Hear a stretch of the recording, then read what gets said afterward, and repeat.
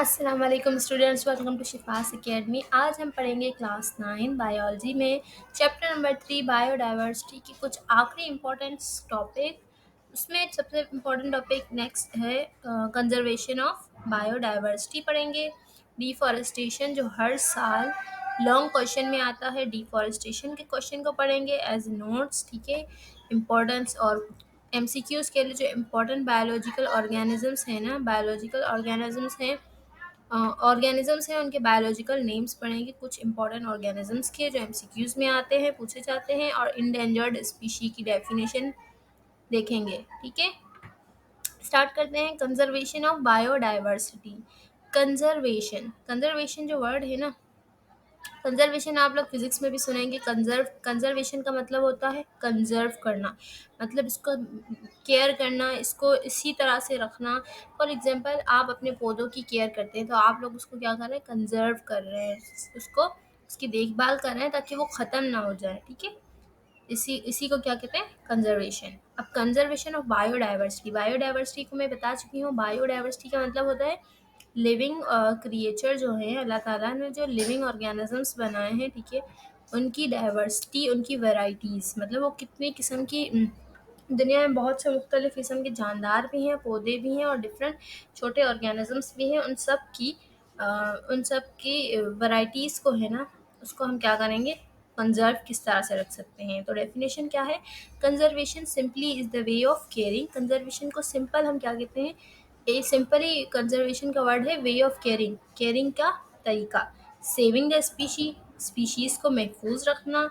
Inhibit on earth from danger, और ज़मीन को मुश्किल या डेंजर से, ठीक है, दूर रखना या रोकना। ठीक है, रीजंस क्या हैं कंजर्व करने के, क्यों हम बायोडाइवर्सिटी मतलब लिविंग क्रिएचर्स, मतलब जो जानदार हैं, ठीक है, जो ज़िंदा जानदार हैं, उनको हम क्यों महफूज रखने की कोशिश करते हैं, इसकी वजह क्या है। तो इसकी वजह यह है कि बायोलॉजिस्ट जो हैं, ठीक है, जो बायोलॉजिस्ट होते हैं, जो ज़िंदगी या फिर लाइफ पर जो काम कर रहे होते हैं, जो साइंटिस्ट, उन्होंने वार्न कर दिया है, मतलब उन्होंने आगाह कर दिया है that global ecosystem would be collapse. Global जो हमारा दुनिया का जो निज़ाम है, जो इकोसिस्टम है, ठीक है, इकोसिस्टम का मतलब क्या होता है, जहाँ पे लिविंग भी हो और नॉन लिविंग भी हो। ठीक है, ग्लोबल इकोसिस्टम में वो क्या हो जाएगा, कोलैप्स हो जाएगा, मतलब बंद हो जाएगा, तबाह हो जाएगा, बर्बाद हो जाएगा। इफ़ अगर हम biodiversity continue to be reduce, अगर बायोडाइवर्सिटी मतलब जो जानदारों की पैदाइश या फिर उनकी जो ग्रोथ है, अगर वो इसी तरह से कम होती जाए। बहुत सारे जानदार ऐसे हैं जो ख़त्म हो चुके हैं, जैसे आप देखते हैं कि अगर मैं परिंदों की बात करूँ तो कुछ ऐसे परिंदे हैं जो अब हमें दिखते ही नहीं हैं, क्योंकि उनकी जो स्पीशीज़ है ना, मतलब उनकी जो नस्ल है वो ख़त्म हो चुकी है, इस दुनिया से बिल्कुल ख़त्म हो चुकी है। तो उन्होंने, बायोलॉजिस्ट ने यही कहा कि अगर दुनिया में इसी तरह से जानदार ख़त्म होते रहेंगे तो हमारा जो ग्लोबल इकोसिस्टम है वो तबाह हो जाएगा। देयरफॉर, तो इसी वजह से इट इज़ मैंडेटरी, ज़रूरी है कि कंजर्व लाइफ ऑन अर्थ। तो इसी वजह से ज़रूरी है कि हम लाइफ की, ज़िंदगी की केयर करें ज़मीन पर, ताकि हर एक to make a nature stable, ताकि हम कुदरत को स्टेबल रख सकें, उसको कोलैप्स से बचा सकें। ठीक है, तो समझ में आया कि बायोडाइवर्सिटी की कंजर्वेशन क्यों ज़रूरी है। हम सोचते हैं कि बहुत से जानदार, जिस तरह से कॉकरोच वगैरह हैं, वो बिल्कुल बेकार हैं, हमें क्यों इस दुनिया में रखा हुआ है ना, लेकिन अल्लाह ताला ने ये निज़ाम बहुत ही परफेक्ट बनाया है। ठीक है, अगर वो कॉकरोच ना हो तो जो गंदगी होती है वो कौन वो खाएगा। तो कॉकरोच का बहुत ही इम्पोर्टेंट रोल है। ठीक है, इसी तरह से दूसरे जानदारों का भी बहुत ही इम्पोर्टेंट रोल होता है, ठीक है, हमारी ज़िंदगी में। हम समझते हैं कि वो बिल्कुल ही नाकारा है, लेकिन जबकि उनका बहुत ही इम्पोर्टेंट काम होता है। ठीक है, उसके बगैर हम ये दुनिया नहीं चल सकती। नेक्स्ट है, और क्या-क्या है, अब हम किस तरह से बायोडाइवर्सिटी का कंज़र्वेशन क्यों ज़रूरी है। Human should conserve biodiversity because of its benefit.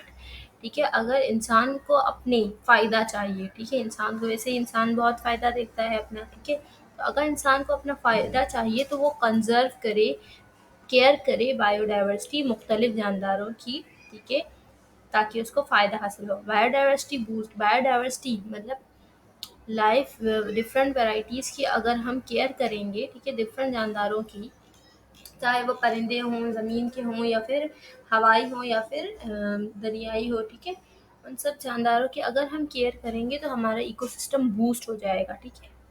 मोर अच्छा हो जाएगा। जिस तरह से आपने देखा होगा कि कोविड-19 की सिचुएशन में क्या हुआ था, सारी फैक्ट्रीज़ बंद हो चुकी थी, ठीक है? जो फैक्ट्रीज़ जो हैं वो इस तरह से केमिकल्स निकालती हैं जो जब दरिया में जाते हैं तो उससे काफ़ी मछलियाँ उसी केमिकल्स की वजह से मर जाती हैं, ठीक है? तो जब क्या हुआ जब कोविड की सिचुएशन में जब दुनिया की सारी मशीनरी, सारी इंडस्ट्रीज़ बंद थी, तो इस वजह से हमारा इकोसिस्टम बहुत ही बूस्ट हुआ था और इस वजह से हमारा ग्लोबल वार्मिंग का ख़तरा भी काफ़ी हद तक टल गया था, ठीक है? और हमारा पॉल्यूशन का लेवल भी कम हो गया था और दुनिया को जो ख़तरा था कोलैप्स होने का वो थोड़ा कम हो गया था, ठीक है? तो impact of human on biodiversity. अब बायोडाइवर्सिटी मतलब डिफरेंट लिविंग ऑर्गेनिजम्स हैं जो जितने भी जानदार हैं उनका इम्पैक्ट क्या है इंसान की ज़िंदगी पर। Over population result in destruction of biodiversity मतलब इंसान बायोडाइवर्सिटी में क्या खलल पैदा करता है या क्या उसकी उसकी उसके क्या मदाखलत है, ठीक है? तो इंसान जो है ना आजकल क्या हो रहा है, ह्यूमन जो है ना इंसान जो है वो बहुत ही ज़्यादा क्या हो रहा है, ग्रोथ कर रहे हैं, बहुत ही वास्ट हो रहे हैं, ठीक है? इसमें बहुत ही ज़्यादा फैल रहे हैं, बहुत ही ज़्यादा हम कह सकते हैं कि पॉपुलेशन बहुत ही ज़्यादा बढ़ रही है, दुनिया बहुत ही वास्ट हो रही है, ठीक है? तो इस वजह से बायोडाइवर्सिटी बहुत ही डिस्टर्ब होती है। मतलब अगर हमें फॉर एग्जांपल इसकी इस तरह से एग्जांपल देख सकते हैं कि अगर इंसान को जगह चाहिए होती है रहने के लिए तो वो क्या करेगा? वो जगह रहने के लिए वो क्या करेगा, जंगल होगा उसको काट देगा ताकि वो अपना घर बना सके, ठीक है? तो इसी तरह से फिर अब जो जितने भी जंगल में जानदार जो रह रहे थे उनकी ज़िंदगी कितनी मुतासिर हुई इससे, बहुत ही हद तक मुतासिर होगी, ठीक है? उनका खाना समझ ले चला गया, उनकी ज़मीन चली गई, उनका घर चला गया फॉर एग्जांपल, ठीक है? तो इस वजह से इंसान की जो आबादी बढ़ रही है इससे बायोडाइवर्सिटी मतलब मुख्तलिफ जानदारों की ज़िंदगी में बहुत ही मदाखलत हो रही है, ठीक है? Building new infrastructure and housing destroy valuable habits. New जो हम बिल्डिंग्स वगैरह बनाते हैं ना इससे क्या होता है, वैल्यूएबल जो बहुत ही कीमती जो हमारे जो बहुत ही कीमती जो जानें होती हैं ना इससे क्या हो जाती हैं, तबाह और बर्बाद हो जाती हैं, ठीक है?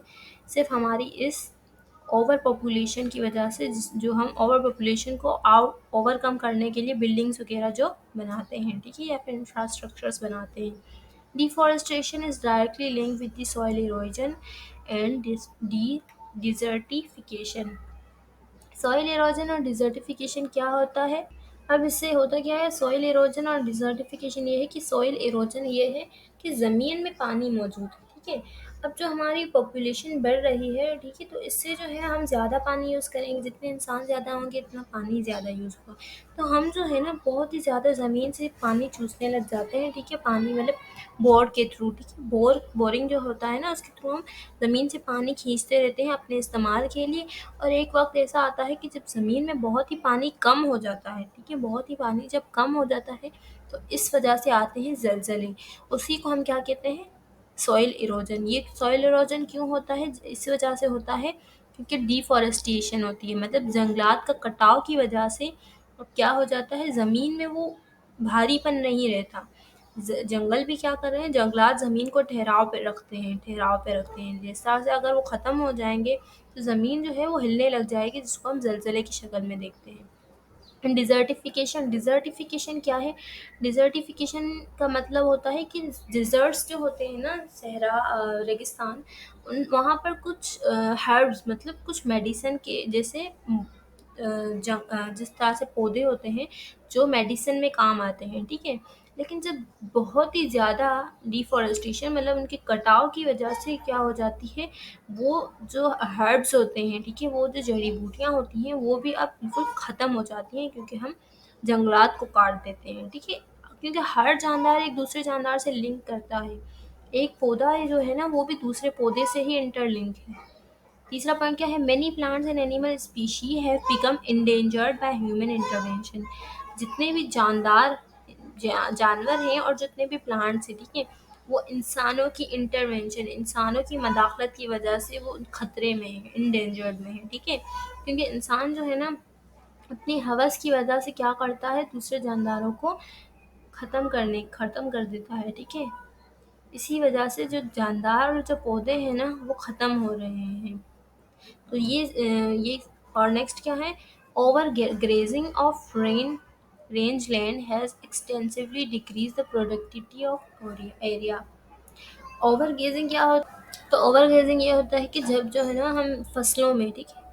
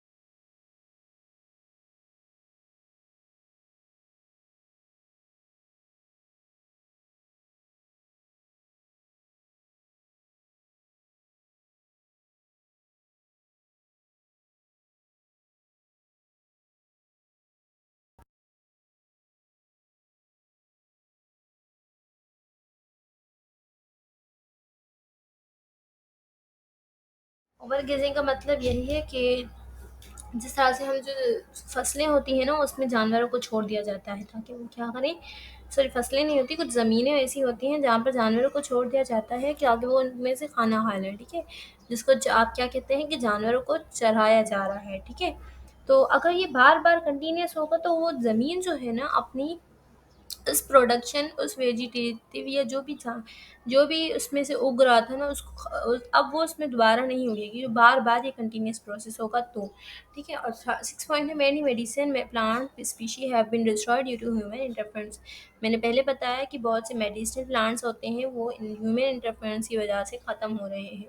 अब नेक्स्ट क्वेश्चन है डिफॉरेस्टेशन का, ठीक है। डिफॉरेस्टेशन जो है कंजर्वेशन ऑफ बायोडाइवर्सिटी का ही हिस्सा है, ठीक है। लेकिन ये इम्पोर्टेंट क्वेश्चन जो है ये अलग से आप लोगों के पेपर्स में आता है, बोर्ड के एग्जाम्स में एज अ लॉन्ग क्वेश्चन, ठीक है। तो डिफॉरेस्टेशन होती क्या है, the cutting down of tree of the conservation of forest into non forest land is known as deforestation.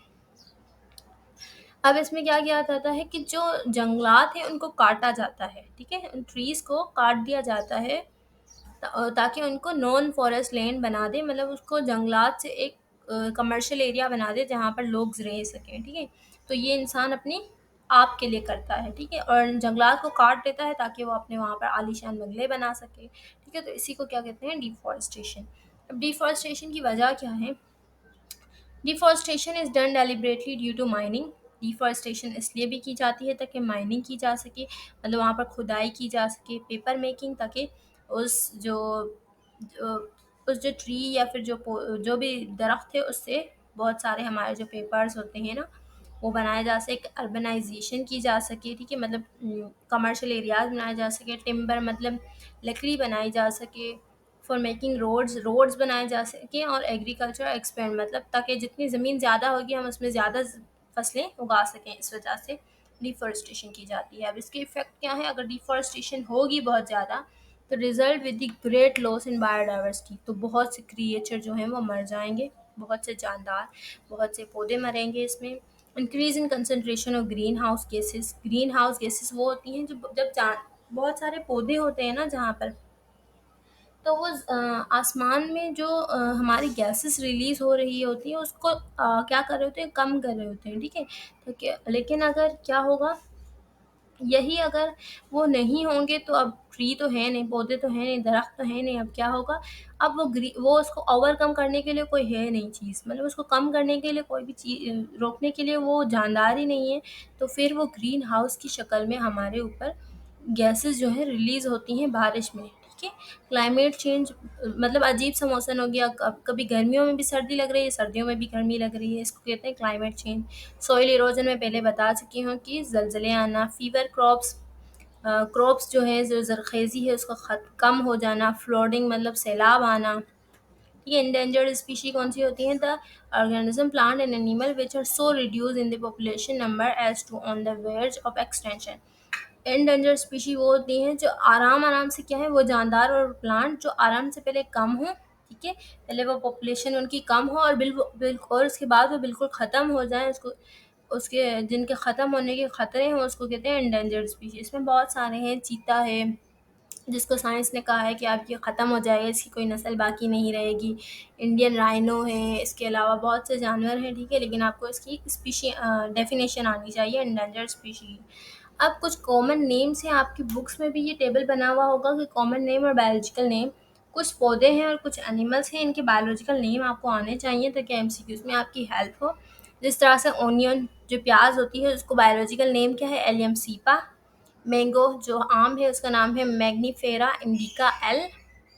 नीम जो है, नीम का दरख्त होता है उसको कहते हैं एजाडी रेक्टा इंडिका। अब एनिमल्स में जो फ्रॉग है जिसका बहुत ही मशहूर है, इसका नाम तो आपको आना चाहिए, इसका नाम है राना टिग्रीना। कैट जो होती है उसका नाम है फीलियस कैटस। हाउस फ्लाई जो होती है मक्खी, उसको कहते हैं मस्का डोमेस्टिका। ठीक है, आप लोगों को ये आने चाहिए एमसीक्यूज़ के लिए। ठीक है, डिफॉरेस्टेशन समझ में आ गई। ये नोट्स की शक्ल में आप लोगों के लिए मैंने बनाया है ताकि बोर्ड में आपको आसानी हो याद करने के लिए। बहुत ही मैंने शॉर्ट बनाए हैं ताकि आप लोगों को आसानी हो, और उसमें आप लोगों को इंशाल्लाह अगर आप ये पैटर्न फॉलो करेंगे तो आपको 100 आउट ऑफ 100 मार्क्स आ सकते हैं। ठीक है, मेरी पूरी कोशिश है आप लोग जितनी हेल्प हो सके मैं करूँ। ठीक है, थैंक्स। तो फिर अगली वीडियो में मिलते हैं। ठीक है।